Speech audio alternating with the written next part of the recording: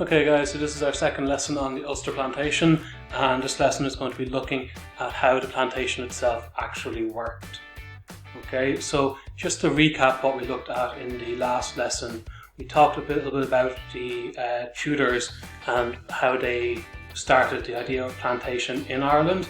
We said that King Henry VIII had declared himself King of all of Ireland, so he's the first British monarch to claim kingship over all of Ireland. We talked about the first plantations of Offaly and Laois, and that they were largely unsuccessful. Okay. We talked then about the fact that the Ulster plantation, which happened under King James I, was actually a Stuart, not a Tudor, still was important, is obviously still important towards plantation, and that the Ulster plantation was actually the most successful plantation. So, and we talked about that a little bit. And you can see that in modern history based on the partition of Ireland and the strong sense of unionism still existent in Northern Ireland, that this can be traced the whole way back up to the Ulster plantation. Okay, so your first task for today is, as we go through this lesson, I want you to be making detailed bullet points about what we're learning. So any important points that you think come up, make sure you're writing them down, okay, taking really detailed notes about what's going on during this lesson. Okay, so the lead up to plantation. So up until the 1590s, life in Ulster was very, very strongly dominated by Gaelic culture. Okay, so in the last lesson we talked about the Pale, which was the area around Dublin, and that was the area where British culture was strongest. Ulster was very, very opposite to this. Ulster was a very, very Gaelic culture. Okay? The area was ruled by the Gaelic chiefs and clans, such as the O'Neills of Tyrone and the O'Donnells of Donegal. Okay? So these were very old families in the areas, and these were the people, the male figureheads tend to be the chiefs of these areas. When the British tried to introduce common law, so that was the British system of law, they tried to get rid of Brehon law. So Brehon law was the Irish law, and they tried to introduce their own new laws, and they tried to bring in the Protestant religion. They met huge resistance in Ulster. The people of Ulster really stood against this. There was huge resistance against what the English were trying to introduce. So the people of Ulster, they were not ready to give up their culture very easily, and this resulted in what was called the 9 Years' War. So 9 Years' War obviously took 9 years. It was from 1594 until 1603. And during this, the Gaelic lords, okay, so the lords of Ulster, who were very much part of Gaelic culture, led by Hugh O'Neill of Tyrone, won a number of very important battles. So this man, Hugh O'Neill, really important for his time. Okay.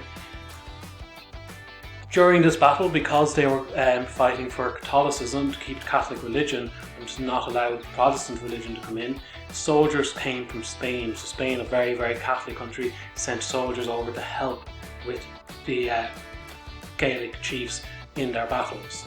Now, unfortunately, this was not a very successful move. When the Spanish soldiers landed in Cork, the British army was ready for them and surprised them, and they attacked them, and then the Ulster chiefs came to help and try and save the Spanish, but were defeated during this battle. Eventually, in 1603, Hugh O'Neill signed a peace treaty called the Treaty of Mellifont to end the war. Okay, so basically what we can see here is how strong Gaelic culture was in Ulster before the plantation, that they were going to war about it. It's a very, very long war. There's help coming from outside, and eventually at the end of the 9 Years' War there is a treaty that is signed. However, despite the treaty, the English continue to harass and make life difficult for the Ulster chiefs. Okay, so even though the treaty had been signed and the agreement had been met, life was still being made more and more difficult for the Gaelic chiefs in Ulster, until eventually in 1607, a very, very famous and important event happened. And this is when Hugh O'Neill and a number of other important chiefs fled Ireland. They went to Europe. They had to leave and this is known as the flight of the Earls. Okay, you have to be aware of this term, the flight of the Earls. So the Earls are the chiefs of Ulster. They leave Ulster to go to Europe. They flee away from Ireland, and this is known as the flight of the Earls. Right? When they were gone, King James confiscated their land and began to introduce his own planters, his own people in their place. So this flight of the Earls is one of the pivotal events which leads to the huge power of Britain in Ulster and the Plantation of Ulster. Okay, now that is a very brief overview of the basic lead up to the Ulster Plantation and how it came about. If you're looking for more information, okay, Miss Stout's history class has an excellent video on this. So Miss Stout, if you search Miss Stout history class to plantations on YouTube, you'll get a really good, a bit more detailed lesson on that information. Okay, so this is what's going on up to now. So now we've gotten to the stage now where the Earls have all left, and we have the planters starting to come in and be placed onto the land in Ulster. Okay, so the plantation for the English, there's a number of reasons. So while for the Irish people plantations might seem like a terrible part of history, they were very important for the English government and the English crown at the time. So King James wanted the plantation for a number of reasons. There's a number of reasons why he wanted this plantation to happen. So he believed, first of all, that Irish culture was not as good as English culture. So he wanted to spread the culture of his country into all of his lands. Okay, because remember, after King Henry VIII's proclamation that he was King of Ireland, now King James is still King of all of Ireland, and so he wants to spread what he believes to be the best culture, which is the English culture, across all of his lands. He needed money also to pay the soldiers for their loyalty during the 9 Years' War. Okay, so it's 9 years of warfare. People have to be paid. The soldiers and the officers have to be paid for their efforts in that 9 Years' War, and he uses plantations as one way of paying them. He wanted to protect England and was afraid that the Gaelic lords might cause trouble in the future, so he had to get rid of these people because they were dangerous to him. And he also was head of the Anglican Church, okay, and he wanted to spread the different Protestant religions, so Presbyterianism and Anglicanism, into Ireland, and he was afraid that Catholics would not be loyal to this. Okay, so Ireland, the Gaelic Irish, were very much Catholic, so and there was a big issue, would they be more loyal to the Pope than they would be to him? So he was very scared of Catholics because of this. Now, the plantation began, and the first step had to be taken was people had to go over and survey the land. So they go over and study the land. The land was then divided up, and some of the land was given to the king, and other land was given to the church. Okay, so you can see how important the spreading of religion is here, in that the church is getting huge amounts of land at the beginning that the king that's not belonging to the king. Okay, the land that the king took was the one that was used for plantation and was used for building new towns and new schools. Right, so how did this work? Basically, so the king had all of his land that he hadn't given to the church. It's huge areas of Ulster that he decided, okay, I'm going and I'm taking this away from the Earls, and I want to decide what to do with it. So he divides up into these huge big estates. So estates can be either 1,000, 1,500 or 2,000 acres each. So huge amounts of land. And the land in these estates was given to people who he believed were loyal to him. Now there were three types of people that he tried to get the land to. The first type is the undertakers. Okay, so you need to know these titles. Undertakers were English and Scottish planters. Okay, their agreement was they paid £5.33 rent for 1,000 acres of land. But one of the conditions was they were not allowed to have Gaelic tenants. Okay, so on their land they could only have other English and Scottish people come over and take the land. They couldn't rent the land to the Irish Gaelic tenants. The reason for this is that these are not soldiers, and it's really for their safety, because they might not be able to protect themselves from if their tenants, the Gaelic Irish, decided they weren't going to follow the rules. The second group he gave it to was the servitors. Okay, and these were English soldiers and officials that were owed money. So these were people he was paying for their work in the 9 Years' War. They paid a bit more rent. So they paid £8 rent for every 1,000 acres. Okay? But they were allowed to have some Gaelic tenants, and that means it's much easier for them to rent land. But they're only allowed some Gaelic tenants. He doesn't want all their tenants to be Gaelic because that might be dangerous. Okay?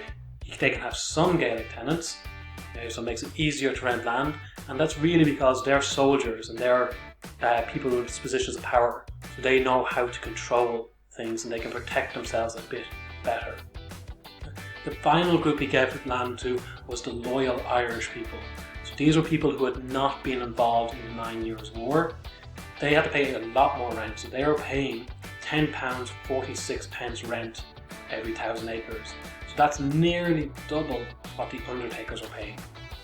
But the important difference here is that as Irish people, they were allowed to take Gaelic tenants, because it's less likely that the Gaelic tenants will rise up against one of their own, even if that person is a landlord. Okay, so you need to know 3 different groups that were given land. Okay, and you should try to be aware of the different conditions under which they were given land. There was another step put in place as well. So you're being given a huge amount of land and you're renting it from the king.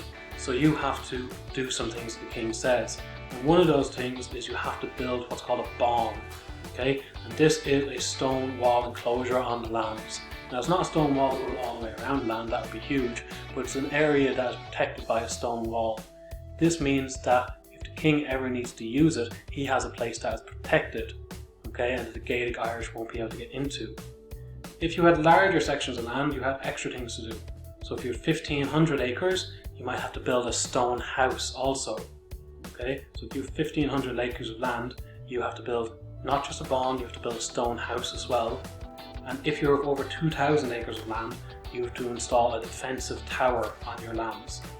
So you can see here that the king is doing a lot in order to build a defensive infrastructure in Ireland so that he can take control. So if anything happens, like the 9 Years' War happens again, he has a lot of defensive features built up on his land to protect his land and his people from the Gaelic Irish. And this is a way of installing control over Ireland. Okay, and it's one of the reasons why the Ulster Plantation is so successful. It's because people can't fight back. He is installing things to make sure that people can't easily overthrow him. Like they might have, so it's much more successful than earlier plantations.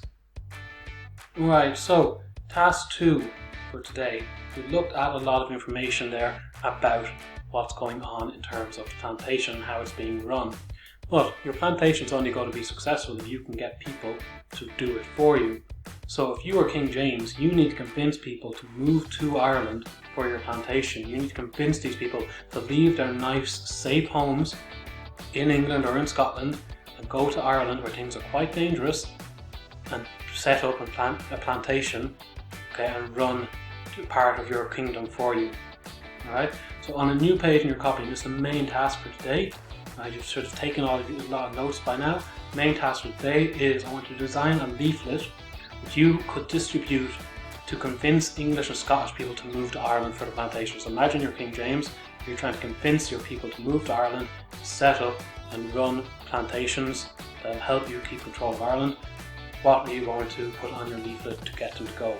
So information you might include are things like rental terms, defence, religious reasons. Remember, people are very religious at the time. Is that going to be a good way to get them to go somewhere? Land size, how much land will they get? And reasons behind the plantation, why is this going to happen? And really your leaflet is trying to be as convincing as possible to get people to go.